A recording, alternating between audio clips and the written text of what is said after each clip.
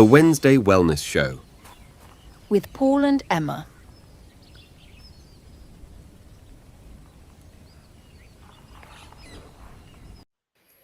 Hello and welcome to the Wednesday Wellness Show with Paul and Emma. We're experiencing, as you can probably tell by the time, we're experiencing some technical difficulties, I'm afraid. We're hoping that Clive is going to be with us at any moment, so do please bear with us. In the meantime, we'll just crack on, won't we, Emma? We sure will, because the show must go on. Exactly, lovey. That's right. Okay, so today we're discussing the importance of remineralisation, aren't we, Emma? We sure are. We are, yes. Without that, we all turn to pillars of salt. Precisely. So why are so many of us experiencing low minerals, do you think? Well, there's 3 or 4 different reasons. Did you know that as you metabolize starchy carbs, as you metabolize sugars, your body needs a lot of minerals just to do the job? So that's one. So if you're eating toast for breakfast and sandwich for lunch and then a pizza, that's a lot of starchy carbs. So your body's going to need a lot of minerals, right? Where's it getting the minerals from? It pulls them from your bones and your teeth.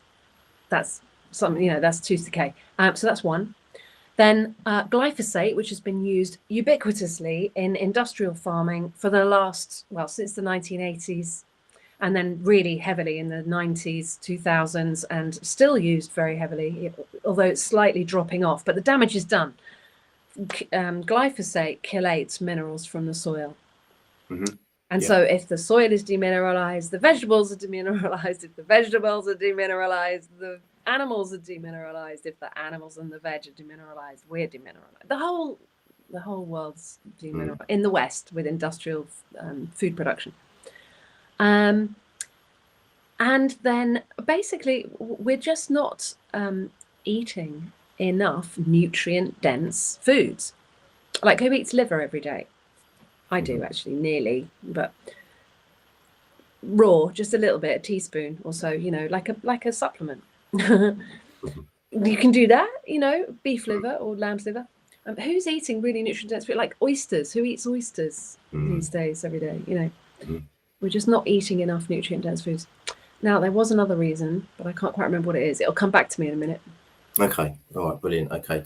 So what are the best strategies for making sure that we're getting enough minerals in our diet and from supplements?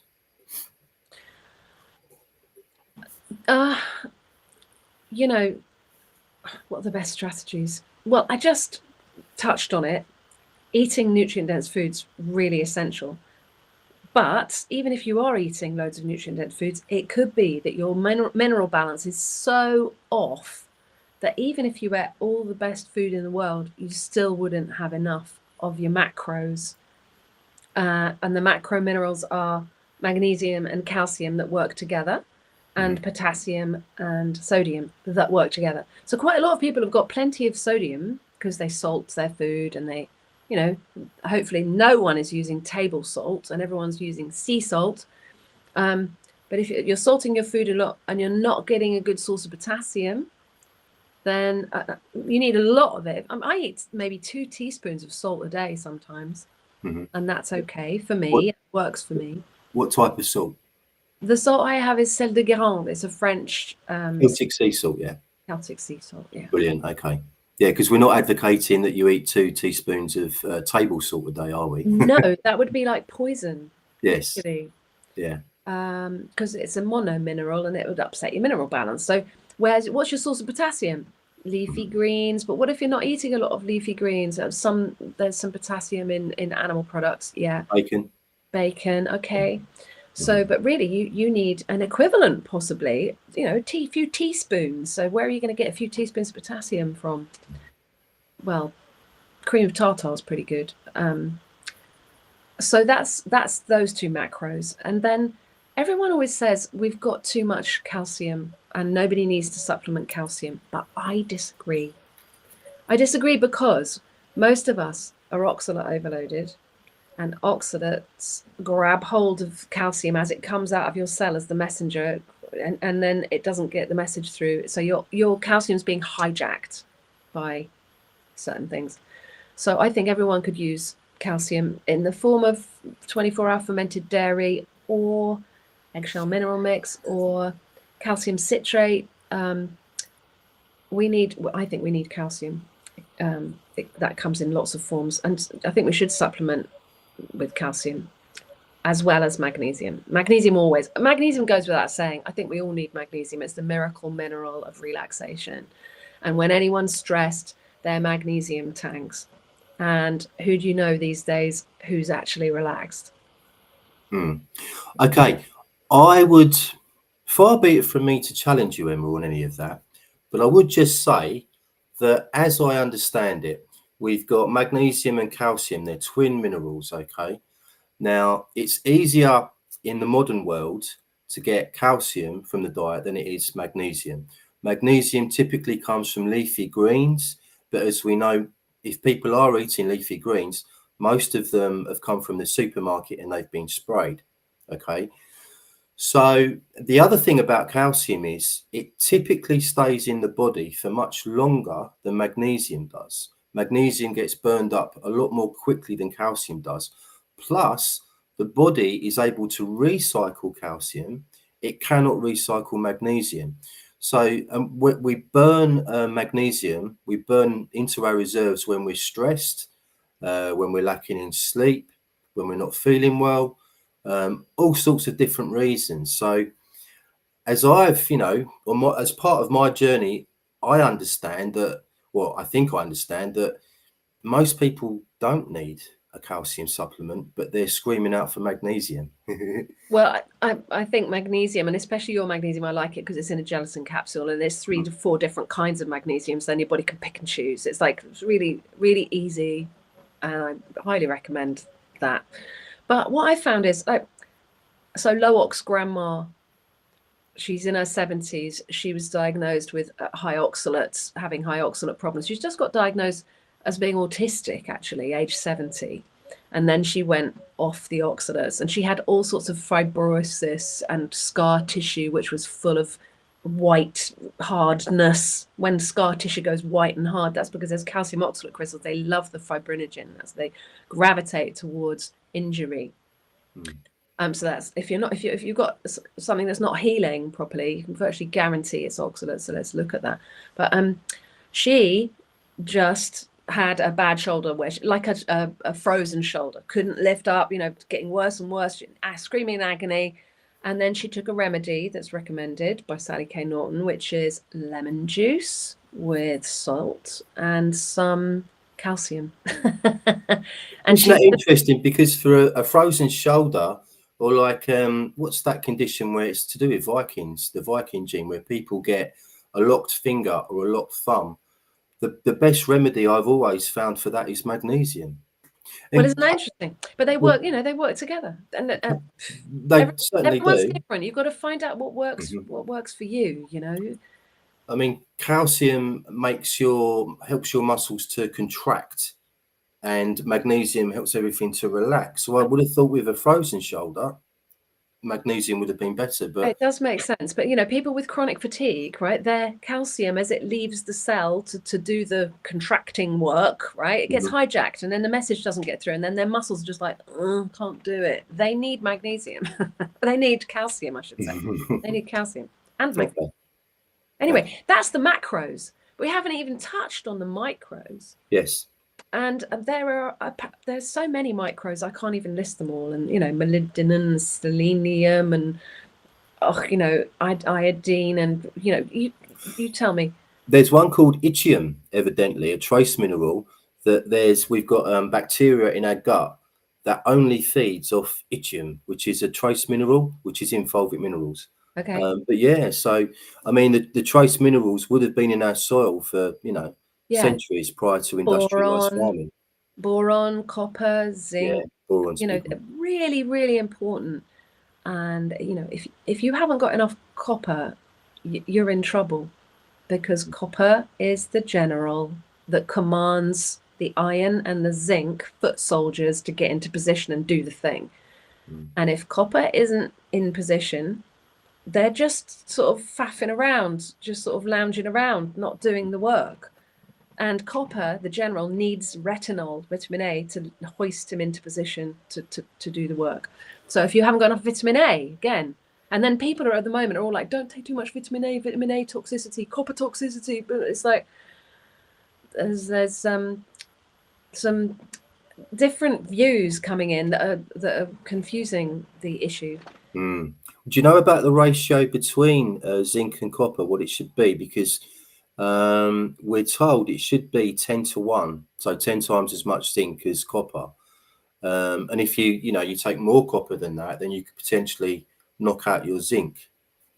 Right. No, I don't know about the ratios because I really only ever supplement those micro minerals via whole food sources, and they come sort of as a package with perfect ratios already there, ready, bioavailable. So, Sure. so that's in beef liver or other animal livers and in oysters and other seafood.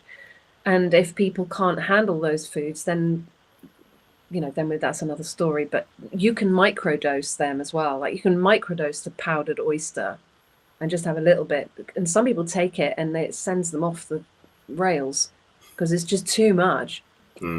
Okay, let's take some comments from the audience. Or Gulag, thank you for joining us again, Rich.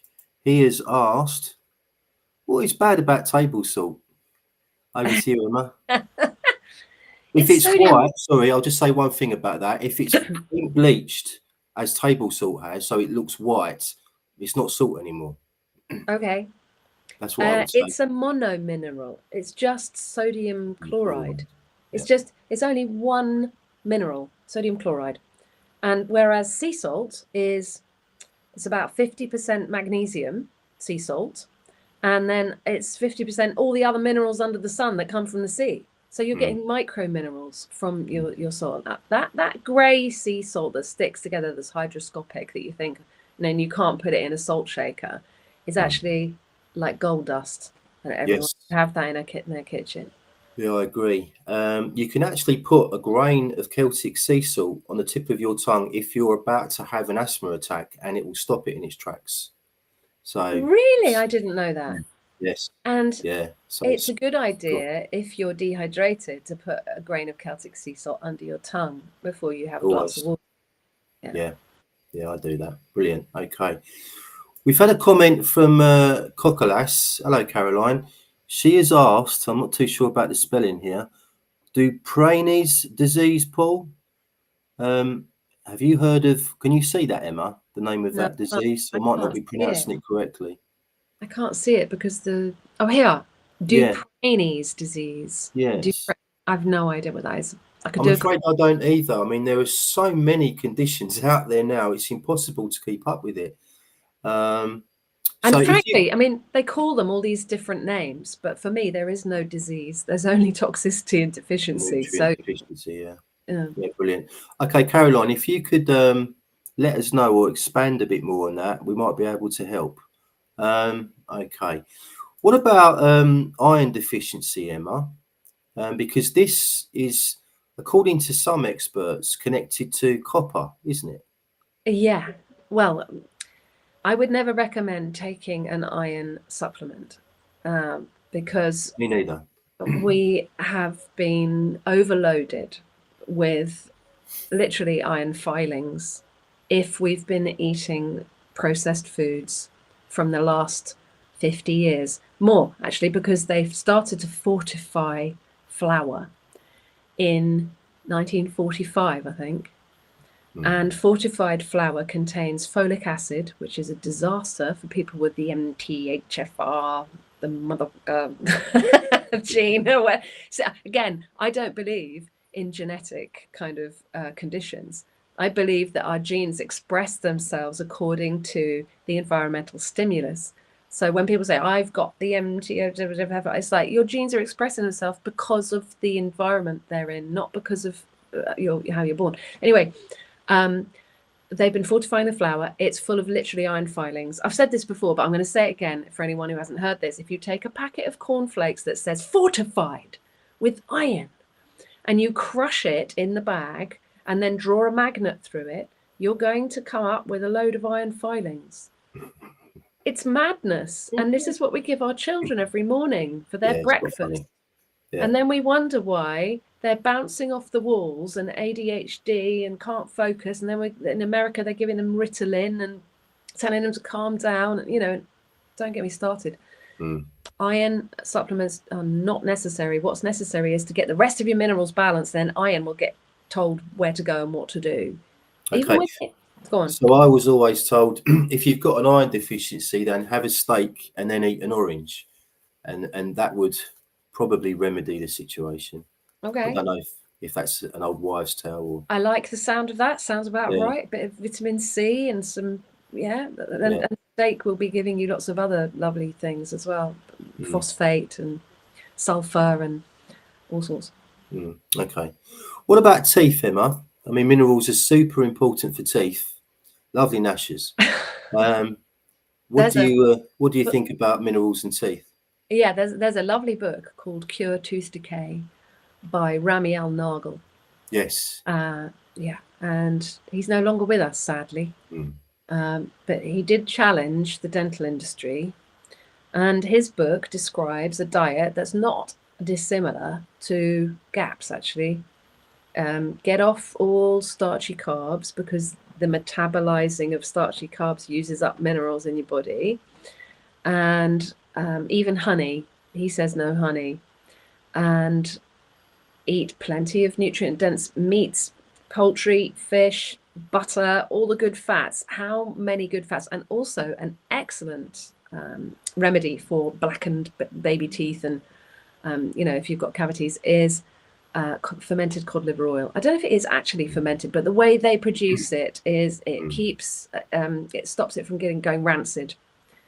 And Rosita do a good one, and Green Pastures do a good one that is shelf stable for a long time. You're still supposed to keep it in the fridge, but it's with butter oil as well, which was what Weston A. Price called the X factor.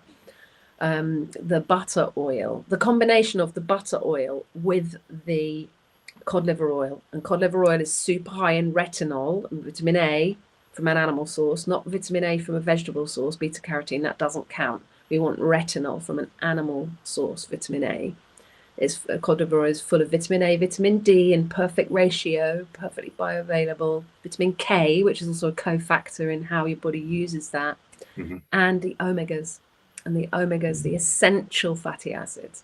And actually, you need all that to make a good set of gnashers. Brilliant. Yeah, the Western Price Foundation announced, I think it was in 2008, that Activator X was in fact vitamin K2. Oh, is it? Right. Okay. Yeah, it's K2. Cocolas. The Viking disease you mentioned, Paul, earlier, I've heard it's hereditary, but I'm not entirely sure. Also could be linked to a vitamin D deficiency. It's the most fascinating condition. Where your fingers start.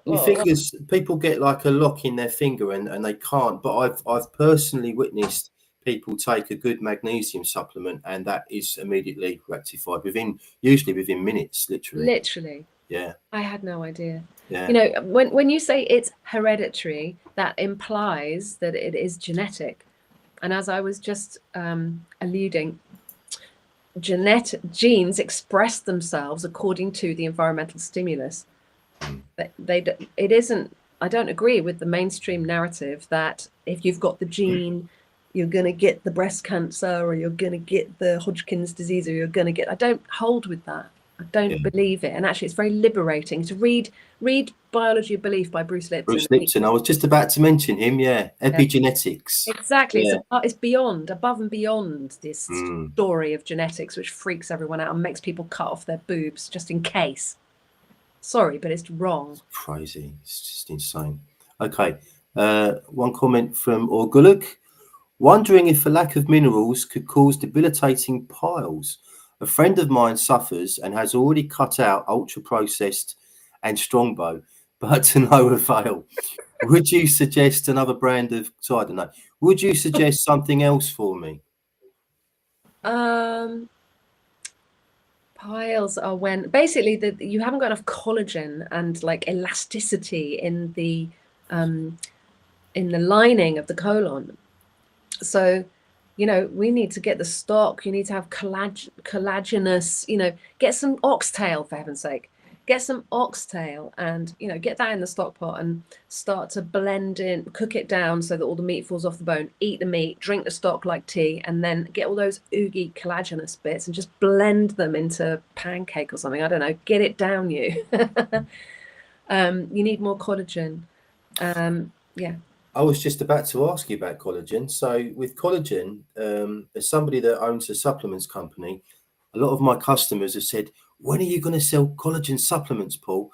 And I've always kind of, I'm just not very comfortable with the idea, basically, because I know that if you have all the cofactors in place to help your body produce collagen, then you won't need any collagen supplements. Yeah. So I'm talking about vitamin C, zinc, NAC. I think sulfur is very good as well. So it's like a handful of nutrients, and if you've got good levels of those, you shouldn't need a collagen supplement. Yeah. And sulfur you can get from onions and garlic and Yeah. you know, sulfurous vegetables like cauliflower and broccoli and cabbage even. But yeah, some people need more. Some people need MSM, methyl sulfonomethane. They need extra methane, extra sulfur, to get that process working. And so sometimes we do need supplements. But I tell you what, it's pointless taking supplements of any description, really, except magnesium, I think, if you've got leaky gut. Because if you've got if you've got leaky gut, whatever's going in isn't going to be assimilated. So you need to fix the leaky gut. You need to heal and seal the gut lining, and then you can start to supplement, and it'll actually get assimilated because your gut lining's working properly. It's really important. And so the best ways for healing the gut would be GAPS. Well, I'm biased on that front, but I've seen, you know, it's been 15 years I've been working with GAPS and it works. So like, why change the subject? Why change the record? It's stock. The stock pot is the kingpin. Beef tea, chicken tea, you know, lamb tea. You make a stock and drink it like tea. And then lots and lots of good fats, animal fats, I mean, no vegetable oils. Lots of organic veg cooked in stock with lots of butter and fermented garlic, you know, lots of gelatinous meats, soups, stews, all that good stuff. And we can use some lentils, we can use coconut flour, lots of eggs, cultured cream, 24-hour fermented dairy, lots of lacto-fermented vegetables, pickles and kimchi and that kind of thing, ferments, you know. And we can make cakes and muffins and pancakes and things like that. We just need like no grains, and we can have nuts and seeds as well, in moderation nuts, but we can have seeds and make granola and yummy things. Just that's what heals the gut. Brilliant stuff. Couldn't agree more. Cockelass has said, I read in Sally K. Norton's book that the sternum of a chicken contains a good supply of collagen. Absolutely. It's that white breastbone, I think you're talking about. Yeah. Yeah. If you cook the stock pot, you know, long enough, then that will go really soggy and you can just blend it into a soup. Lovely. Okay. Caroline's also read that the collagen supplements can cause kidney stones. I've not heard that. Yeah. What do you think? And sometimes, and I don't know this for definite, so don't quote me on this, but sometimes, I mean, with things like glutathione, some people take glutathione supplements, and there's plenty of scientific literature on this. If you take glutathione supplements in the long term, it can actually prohibit your liver's ability to produce it naturally afterwards. So when you're taking in these sort of substances, you know, you must think long term, and sometimes there are risks attached to it. It's a bit like taking a herbal remedy. You wouldn't take it for longer than 2 or 3 weeks, and then you'd stop and give your body a break to see what happens next. The best thing is to get it from sources of food. You know, you can't OD on the stock pot, but hydrolyzed protein powders, which is what collagen, you know, they have their place for certain, like a free form blend of amino acids with no fillers and no flavorings and no nothing. It's effectively, it's not collagen, but it's free form amino acids, all the essential amino acids. If your digestive system's broken and you're not feeling right, you're going to need essential amino acids, essential fatty acids, and, you know, easily digestible foods like egg yolks, raw egg yolks, and the stock, and good fats. They need not very much digestion. Fats need a bit more digestion. If your bile's not flowing, there's going to be trouble there, but that's another story. But the essential amino acids, which is not collagen powder, but it's amino acid free form powder, you know, just putting half a teaspoon of that under your tongue and letting it dissolve and allowing those amino acids to be absorbed by the mucosal membranes in your mouth immediately give you some building blocks for your neurotransmitters. And because it's a broad spectrum, it's not just methionine or histamine, or it's not just L-tyrosine or whatever, phenylalanine or whatever. It's not just one, it's a broad spectrum blend, which means, you know, they work together as well. That can really help people with if they're in despair or in a mood, like, and they can't shake the mood, they can't get their shit together to just pick up a knife and start chopping vegetables to make a soup or whatever. That can really, people who've been anorexic or people who've literally been starving, which is a lot of the population, if they haven't been eating properly, they're literally starving, then we can maybe use a broad spectrum amino as a tool. But the hydrolyzed protein powders are not recommended by Dr. Natasha. We just go for the stock pot, make beef. Okay. If you're a vegetarian watching this, then I would recommend Clive De Carle's amino acid blend. It's the best one I've ever tried. They're plant-based, these amino acids that he uses in his blend, but they work, believe you me. Really good for energy and focus. There we are. Okay, Emma. I'm afraid Clive hasn't been able to join us, you can probably tell, which is a shame, but I will try and get him on in the near future. Next week, I would like to discuss the menopause, Emma. Cool. Okay, let's do that. And lots of natural solutions. Thank you for joining us, everyone, this evening. Sorry Clive wasn't able to join us, but we'll make it up to you, I promise. Lots of love. Cheers. Bye, everyone.